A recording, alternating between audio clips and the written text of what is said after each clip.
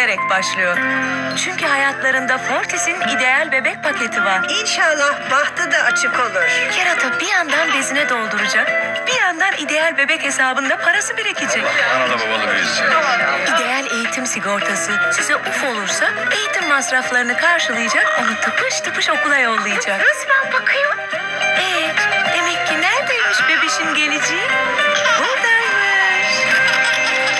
Artık hayatınızda Fortis var.